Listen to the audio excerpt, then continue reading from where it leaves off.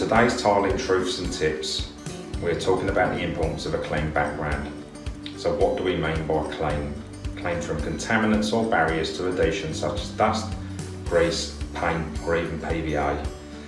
There are many issues that can be caused by a poorly clean background such as poor adhesion or contamination of material, which could lead to the failure of any preparation or tile installation.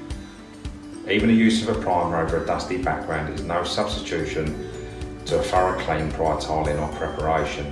Remember, even the primer will only stick to dust. Wherever possible, use a vacuum as opposed to sweeping, as dust particles can become airborne and will fall back to the substrate at some point. As you can see in the picture, the primer is peeling away from the dusty background, which could have been easily avoided with a quick clean prior to priming. To find your preparation solution, feel free to contact us at Bow.